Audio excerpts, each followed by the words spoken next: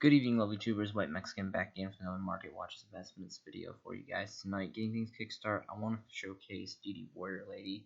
This is a really old school nostalgic card, original print dawning from Generation 1. Dual Monsters era, super rare from Dark Crisis. This is the OG print that I want to review tonight. The Hobby League print is also another great choice. Definitely a great healthy alternative. But starting off with the OG print here, these have seen some significant increase in value. I don't know what was the initial spike of this card or when it originated from, but it's seen some pretty crazy numbers here. Of course, I'm always looking for near mint lightly plates here. Again, this card is going to be, it's not really a playable card. It can't really keep up with the meta per se, depending on what's going on with the game state, but it's an extremely old card, and it's definitely finding its way in the collector's market here. First edition that we're going to find in the market here is going to be a starting price of 15 bones, and it slowly starts to trickle up after that. It starts to quickly go into 45, and there's only 3 pages left in this market specifically for those first edition OG prints. Artwork is phenomenal. Again, Dark Crisis, which is a really old school Generation 1 set that just held not really too many significant meta cards, but on its own merit alone, it's an extremely old set, so definitely some great value in that card. Next I want to review is the Hobby League 6 version. These were the parallel ultra rares. I like the majority of the Hobby League stuff. You do have to be careful because I believe these cards were manufactured by Upper Deck, if I have my history correct, and they're a little bit thicker. The formula for the card stock was a little bit different when these were manufactured, so you'd be fine in tournament play on like the echelon of like local tournament play, but if you go to like a higher echelon of gaming, like a regionals or something like that, I would not recommend playing these versions or any versions of the Hobby League cards because they tend to bow really bad, and you can get a lot of trouble for potentially marking cards. So be aware of that.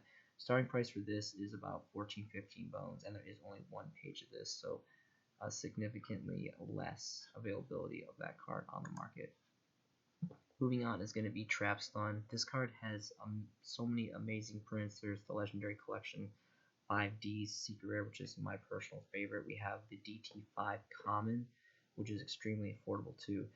These would be the ideal versions that I would go for. I wouldn't really pay much attention to any of these other ones, being that there is a high rarity of Secret Rare and an awesome DT as well. Both are extremely affordable. I use this card as an alternative to Royal Decree. Some white Mexican theory for you guys. I pretty much exclusively reserve 6 slots for 1 playset of Royal Decree, 1 playset of Magic and Trap Removal, potentially either swap out between MST and Twin Twister, and sometimes Heavy Storm Duster, depends on what's going on. Those are kind of like my tricks of the trade that I rotate through currently, and I have been for several months now. So the Secret Rare versions here are going to be about 2 bones roughly. There's definitely a pretty good size on the market here. There's not really a lot of fat stacks. There's a fat stack here is about 3.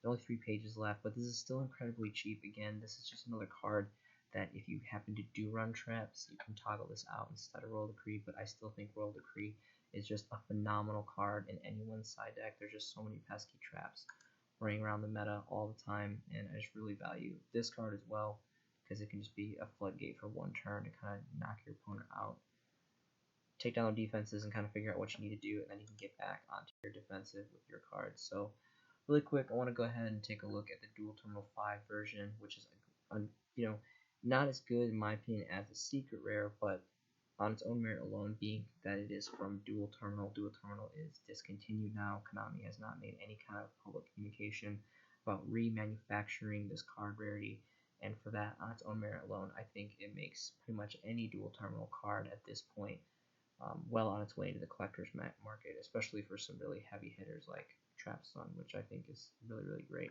So it's about a bone on the market price. There's a 4 stack here. There's several on the market here. There's a 50 stack, 30 stack, so I'm really surprised that there's so much quantity of this card in the market, but this is definitely a healthy alternative for Trapzon. Speaking of Dual Terminal, now I know that Dual Terminal preview is just crazy high and just all over the place in the collector's value. It's just holding some insane price points, but Dual Terminal on its own merit alone, you have to remember it is the first Dual Terminal, it's the oldest Dual Terminal, and Dual Terminal has been out of print for several years now. This set is just getting older and older as the days go on, And again, I have to reiterate that Konami is not making this rarity anymore, and I think it's safe to say that this dual terminal is a fan favorite rarity. A lot of people pay pretty top dollar, especially for the more popular cards that were printed in these dual terminal sets. So this being the first set, I think kind of has a special place of being like the very first set. Of course, donning shortly after the preview, and it's going to be the oldest, right behind preview, GT preview. So a lot of great stuff. Obviously, Blue Eyes White Dragon is just one of the top rated cards in this set. It's seen some insane price points. I do want to review it really quick because this is personally one of my favorite rarities. I mean, Blue Eyes has just like several different prints, and this is one that I think is really great. I actually invested into this card quite heavily several years ago, back when I was actually stationed in Korea. When I was still actually buying cards on eBay, I actually bought several copies of this. I don't remember the exact price point. I want to say it was roughly around 8. Between 5 and 8 was kind of like the average price point that I was picking up this card for quite a while, and then I kind of just stopped. And I'm sitting at quite a few now. I think I probably have like 18 or 20 copies of this or so, but it's about 30 bones now, so it's definitely seen a significant price increase. Granted, that was about 3-ish plus years ago, but it's still seeing some exponential growth in value, and there's only 2 pages. The Ghost Gold from Haunted Mine is also just been seeing some insane price increases over the last couple of years, and the collector's market has just been chewing those cards up insane. So it's really to no surprise on that one. Brionic, of course, fan favorite, really just great history behind the card, and of course it's an ultra amazing rarity.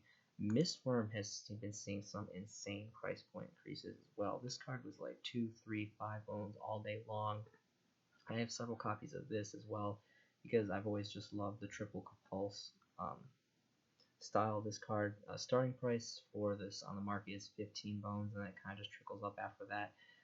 There is not really any fat stacks. There's a 3 stack here, and then there's 3 pages left of this. So again, I really just think that players are taking note of dual terminal cards in general. Obviously, the more popular ones are going to be, off the market first, but I really do. I'm an avid believer that DT is, already in the collector's market and well on its way to being an exclusive, especially for particular cards. What I would recommend to Red Eyes Black Dragon, Dark Magician, of course. I mean, these are just anime cornerstones and just automatically just going to be pretty significant targets for the collector's market. But there's even like Goyo, there's Cyber Dragon, there's MST. Another really great one that's still relatively cheap going through the preview market values here is Catastor. This is another great one, rare versions of Catastor. There's just so many really great old school archetypes that the dual terminal set supported. I think this is another hidden gem, Dark Magic Attack. Dark Magician has been getting several different extra additional supports throughout the years, and it's just always a really amazing fan favorite deck. You got your Blue Eyes players, you got your Dark Magician players, you got your Kaiba fans, Yugi fans, and this is a really blowout card, really great effect too. So I think this is another kind of hidden gem in here. Dust Tornado, Nobleman of Extermination, Black Horn of Heaven, Harpy's Lady 1, Negate Attack, Share the Pain. There's just the list go on and on and on. Dual Turbo is just a hidden gold mine in my personal opinion. I've binders and binders of dual terminal stuff. I've been investing in dual terminal stuff for quite a while. I'm a pretty big fan of the Worm archetype too. Can't really keep up, and hasn't for quite a while, but there's a lot of cool like the mechanics behind it and the artwork. I like how it's all like alien based and stuff, and pretty much all the stuff. Hidden Arsenal and Dual Terminal, the Dual Terminal set, they ran parallel. They printed the same cards, just in different rarities.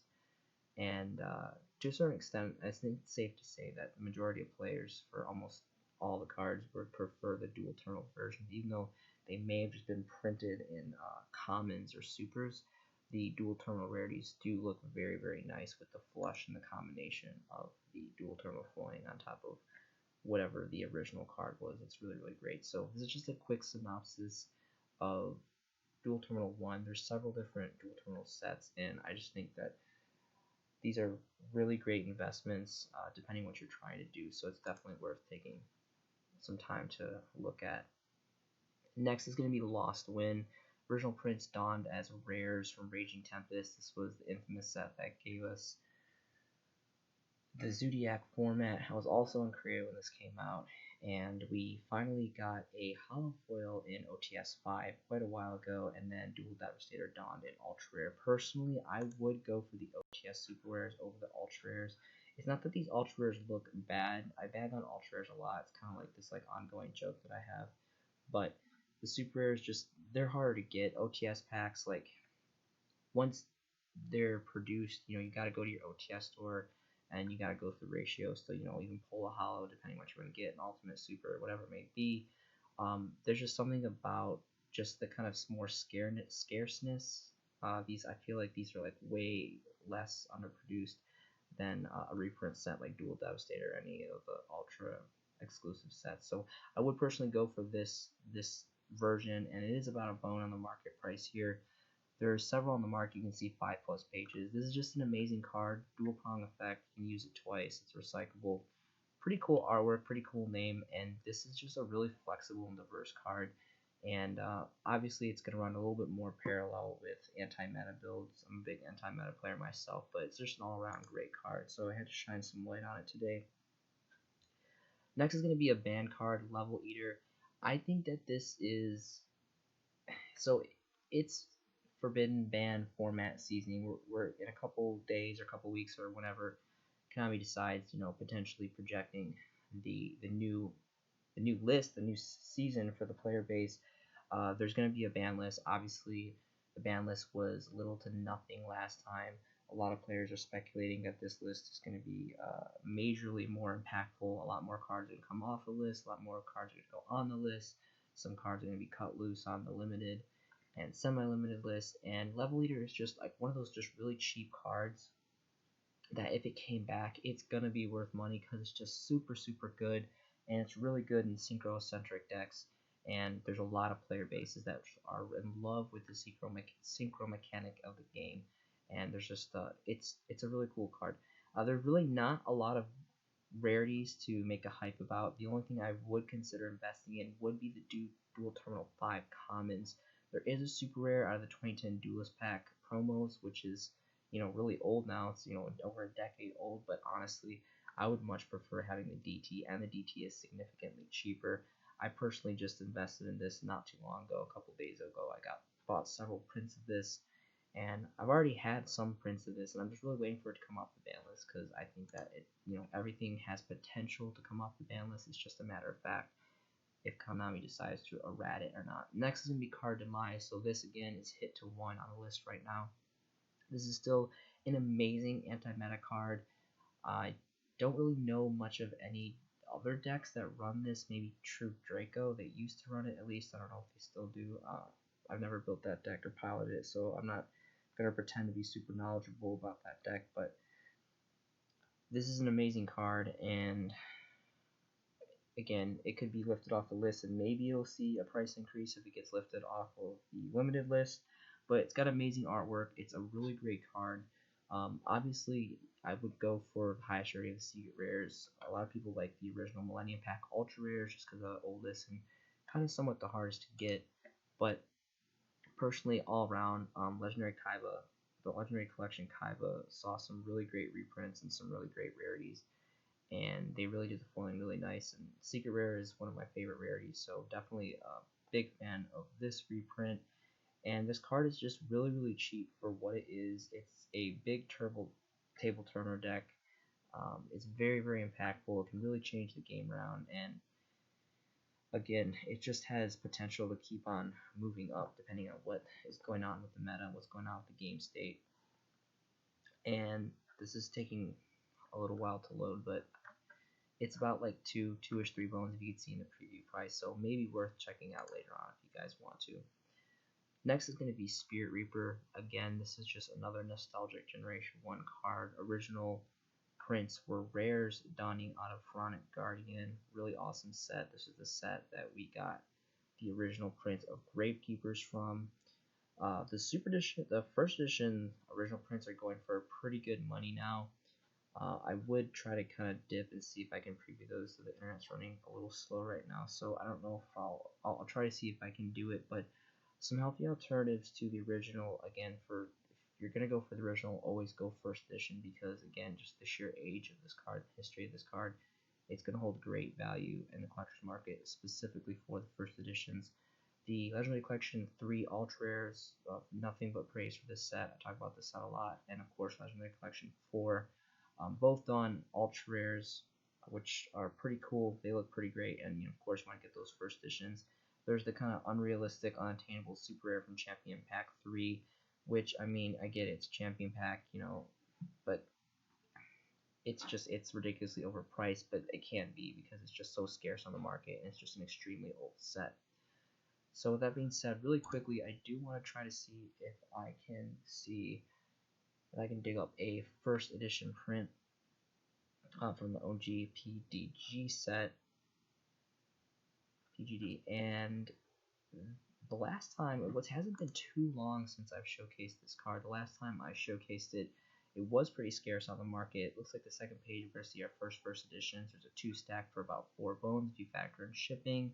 And it quickly goes to about 10 bones after that, and there's only 3 pages again. And you really just see a lot of onesie, twosies, not really a lot of fat stacks of this. So pretty interesting to finally see this card. Finally, this card is just insanely ancient, being chewed up on the market, and finally seeing some pretty great value fluctuation. So we are getting a prismatic secret rare reprint of Crackdown in this year's Mega Tins. Pretty excited about that. I've always been a really big fan of Crackdown. Crackdown was a highly anticipated card in Dark Neostorms. I know a lot of players hyped it up and really were excited about it. When it came out, the hype died down relatively quickly. It was a relatively expensive card for just being a super. A lot of people were anticipating originally to come out as a secret rare. When it came out as a super rare, people were kind of surprised, and it was, from what I can tell, relatively maybe not the easiest super rare to pull, but it was relatively easy, and that dropped down the price a lot. But still, all around, a really good card. And I think it's amazing that we're getting a prismatic secret rare. I love this card in super, and I think it's really great that we're getting a prismatic secret rare. I'm not personally investing in sealed product, not buying sealed tins this year. I just really didn't like the set list and the rarities that they chose, and I wasn't really a big fan. I mean, it's cool. I like the artwork and how the tins look, and I thought that the idea behind it was pretty cool. But when it came to like the way that they did the lineup and the card list and the promos and everything, I just really thought it was just, I don't know. They kind of shafted the players a little bit, and I'm just not really a big fan. I'm not really willing to invest in a product like this, but I am willing to buy singles. There's plenty in the market here. You can see a fat stack of 126, and they're really just about 3 bones, which I think after the tins come out, because this is like all pre-sale stuff, unless the tins came out on the 23rd. I can't remember what the release date was for this product, but I can definitely see this going down, actually. I would actually recommend waiting, but I just kind of want to showcase that we did get a rarity bump for Crackdown. This is still a very good card, and it's really cheap right now, and I think it has potential to increase, not too much, but at least a little bit more in the near future. So next is going to be 2 Aladdin. There's 2 prints more specifically that I wanted to focus on: the original Secret Rares from Light Destruction and the Dual Terminal 5. Now I'm going to talk about the Dual Terminal 5 first, because this is, again, like I said with everything before with Dual Terminal, you guys know all my praise for Dual Terminal and kind of my belief in the collector's market for Dual Terminal cards. With that all being said, this is a super rare Dual Terminal, and super rare, ultra rare holofoils in the Dual Terminal prints hold a special place in my heart, and with a lot of players, they're very aesthetically pleasing, and they just look great, and there's a lot of good cards that come in these rarities. Well, not too many, but the majority of Dual Terminal is common, but every set had their supers and ultras. You can pause the video, read the effect here. It's not too much of like a crazy blowout game-changing effect. It's just another really great light fairy. Pretty sure it's a level 8 too, if I'm not mistaken. Yeah, a level 8, so you can do your trading advanced draw shenanigans. I'm a huge fan of fairy decks ever since Agents came out a long time ago. When was that? Like 2011, I think. I've always just really liked, not even specifically agents, but just fairy builds in general. Like I really like Dark Lords and Herald of Perfection, and just kind of to name a few. But this version here, it's insanely cheap, and it has been for like ever. And I really don't know why. I just think this is one of those hidden gems, and it's not even really slowing down. There's still like plenty in the market. It's probably so cheap just because there is so much of just like a grand abundance here. Like there's a 43 stack here, 23 stack here, 3 pages available, and it's literally just like two bones. It's extremely cheap. So this is a healthy alternative to get because it's still an amazing rarity, and I think it's a relatively good card. Again, I'm kind of biased because I just really like fairy stuff. But also, there is a secret rare print if you want to invest a little bit more, less conservative. There's the OG prints. Unfortunately, because of the set, I mean, Light Destruction is an extremely old set. I'm pretty sure, if I'm not mistaken, this was the set that Don Light Sworns, which is another really great engine and fan favorite deck. No first editions on the first page for the OG print.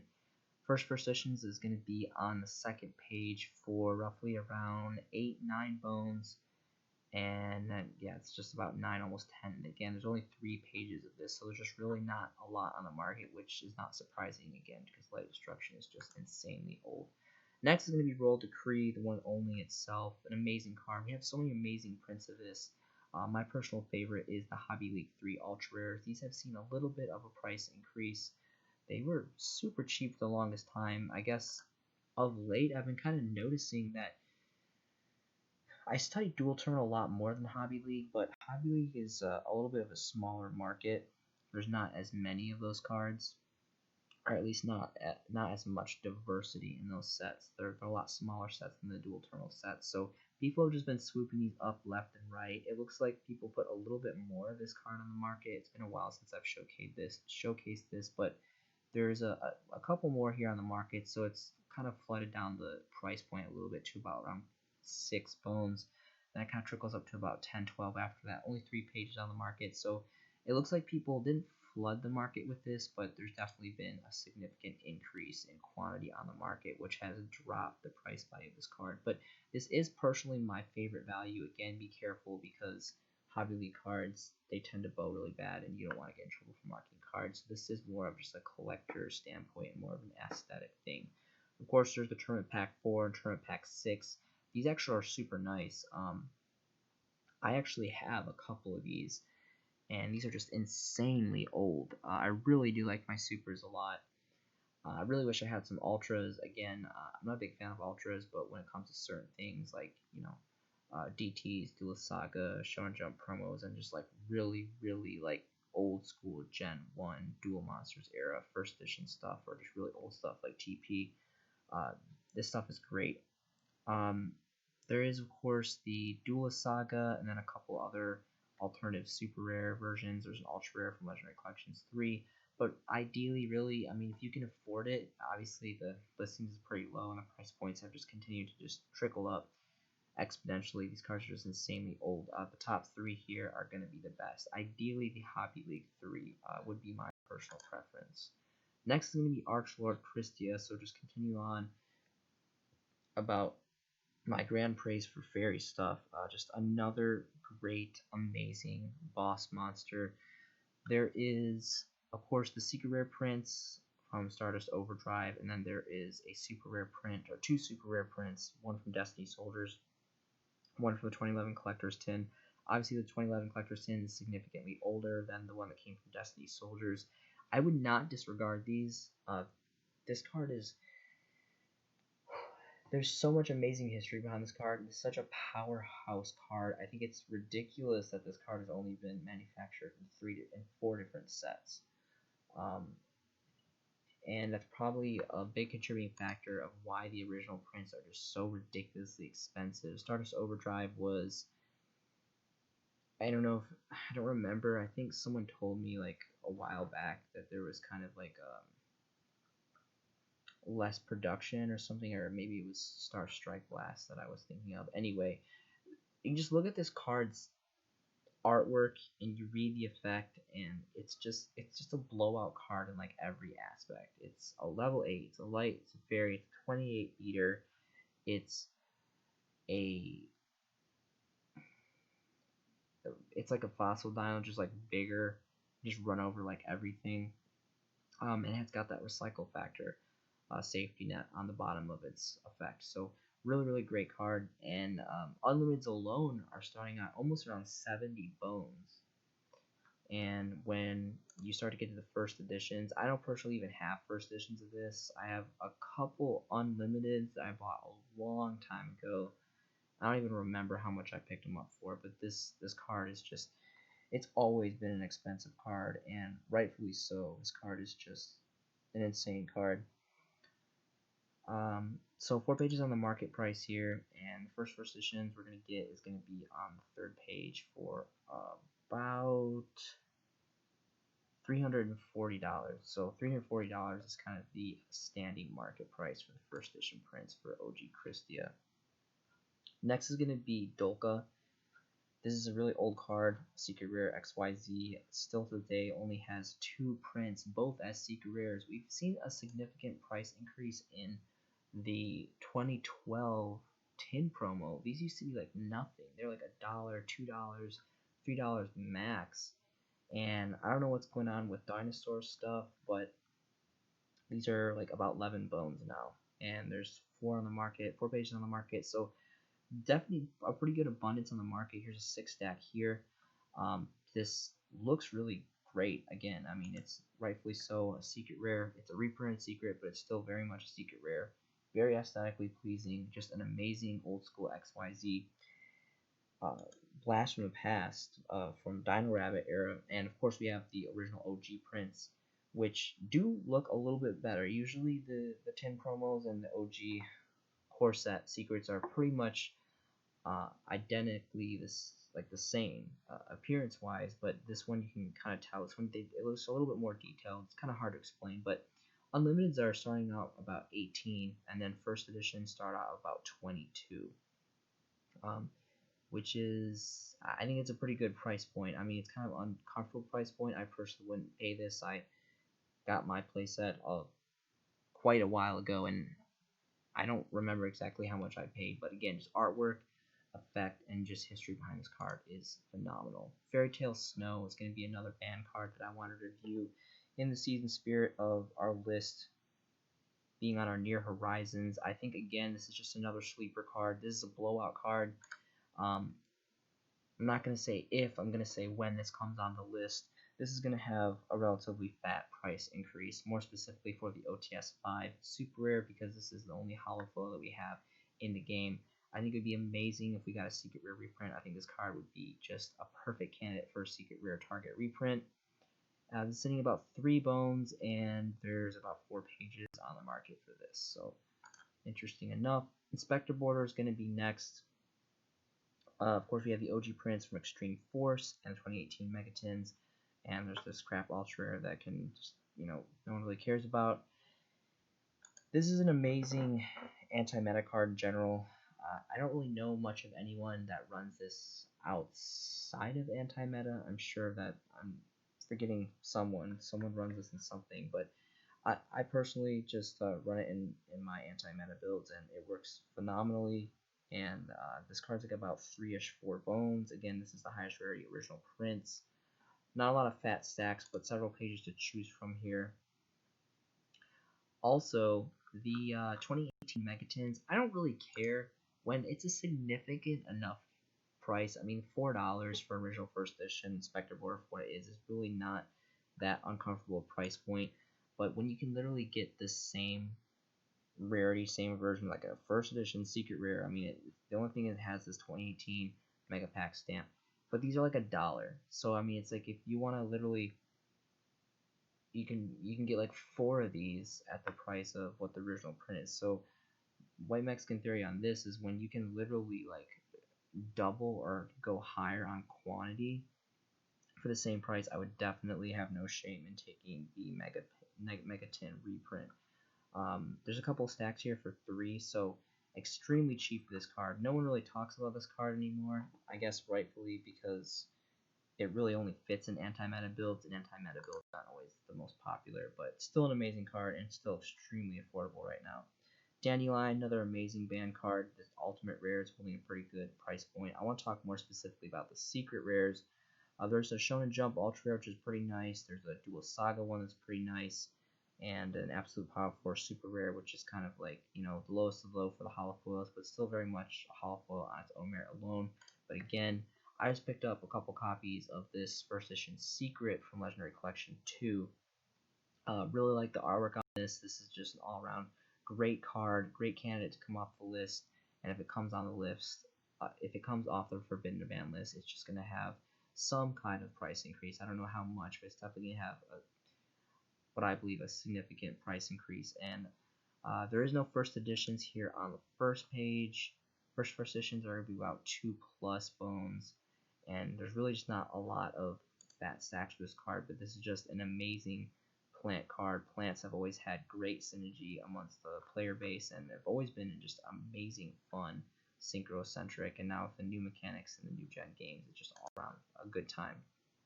Blow Up Bulb, I don't want to spend too much time on this because this has always kind of been an expensive card. I thought there was an ultimate version of this. I couldn't find it. Maybe I'm just going crazy. I don't remember, but I really thought that there was a ultimate rare. Let me just verify really quick because okay, there is right here.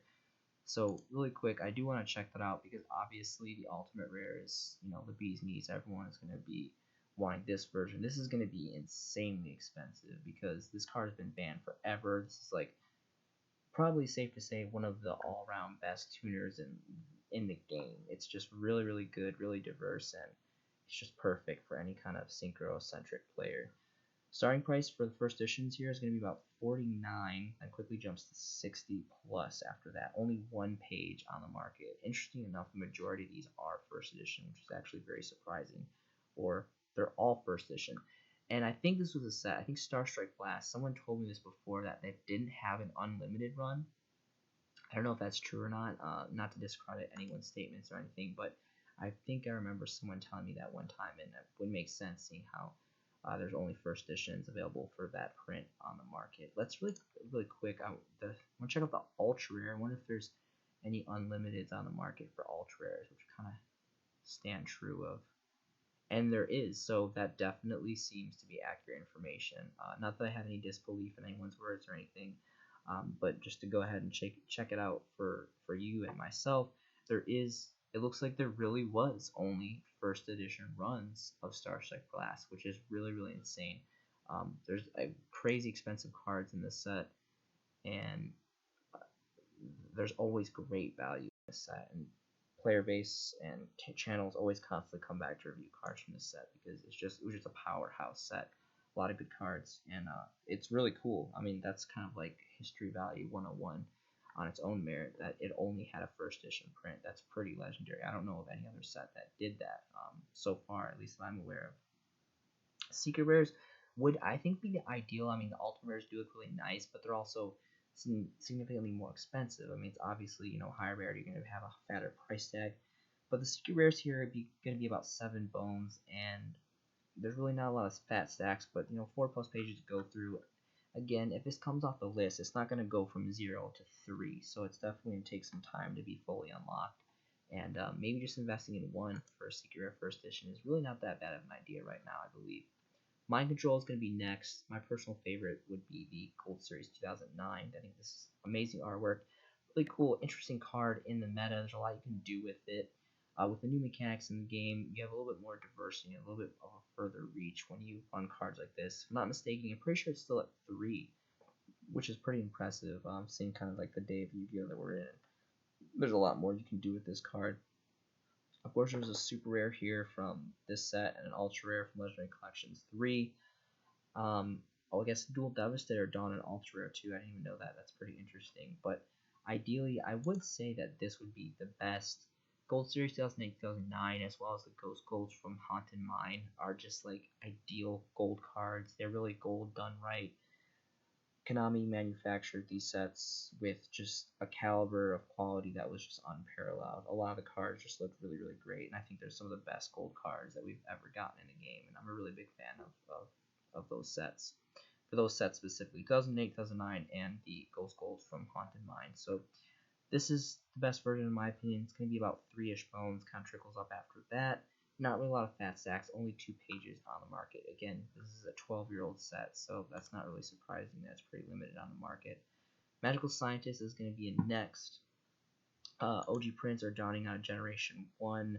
Very nostalgic. Magician's Force as commons.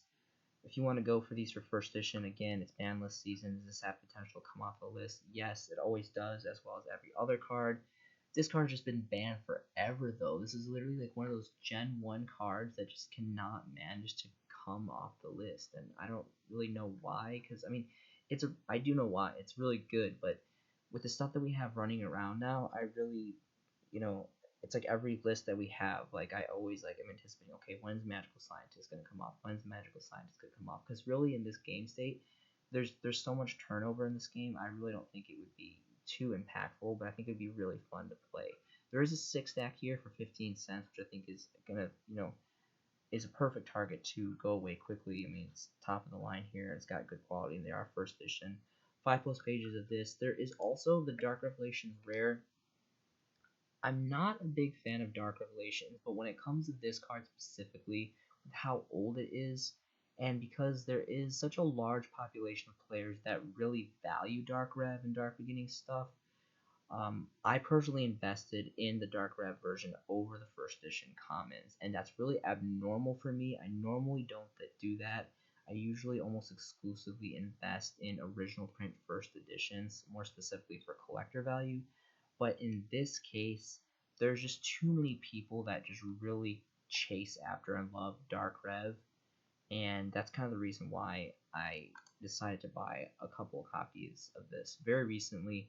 And I don't know about any more, but there's a few here that are affordable. It's about 2 bones. There's a 1 tooth and a 1 stack here, and before it like moves into a couple dollars here, only 3 pages. Again, really great artwork, and it's just been banned forever. So if it came off the list, just the excitement of it coming off the list in general, and I would love to play with it. I think it'd be really fun to just kind of mess around with this card again, because it's just been banned for so long. Last card I want to talk about was Thunder Dragon Colossus. So this is on the list, so you can't even play a single copy of this in advanced format. Thunder Dragons is an amazing deck. The artwork, the mechanics, the playstyle, the beaters, the effects, the rarities. There's just so many great things that go behind this deck, and of course, Colossus is like the king of all dragons. It's the main boss monster of the deck. Of course, there's the ultimate rare from OTS Pack 10, which is holding a pretty good, solid, fat price tag here, which looks great. I really am a fan of the ultimate rare. I think the lighting and the color and the aesthetics is really, really great. But when I can get an OG secret rare dawning from Soul Fusion first edition print, this looks just as good to me. Don't get me wrong, I really enjoy and I respect and I value the ultimate rares. Ultimate rares are obviously a lot more expensive, a lot more harder to get, but I can't discredit the OG prints, especially out of an amazing set of Soul Fusion. Soul Fusion had so many hidden gems. It was such a powerhouse set to me personally. And the first editions are about like $8. Here's a 3-stack here from AP Relinquished. I would not be surprised if this goes bye-bye pretty quick, because it is the only standing first edition on the first page, and it is a playset, which is incredibly rare. And there's 5+ pages of this. So for the longest time, for several weeks now, I've been debating to pick up a playset of this. I really just need to pull the trigger and pick up a playset of this, because when, not if, but when Colossus gets unlocked, even to 1 on the ban list, it's just going to give Thunder Dragons just more of a push than there's just more of a push, as significant a push to get players to pick up the deck, to invest in the deck, and want to make it another player, another competitor in the next season of Yu-Gi-Oh! So I have social media. The link is going to be below. I would love to hear from each and every one of you guys. Yu-Gi-Oh! Has been part of my life for almost 2 decades now. I think it's extremely important to have hobbies and to just have things that you're interested in, to fill your time with things that you love and that you enjoy. And I think it's so amazing that this game brings so many people together. The brotherhood, the friendship is just amazing in this game. I think this game has a lot of positive things to offer so many different people, and the diversity factor behind this game is just, it's great. It's unparalleled. I hope you guys are making some amazing Yu-Gi-Oh investments yourself. Please stay safe out there. This has been a showcasing by the White Mexican, and I'll see you in the next video.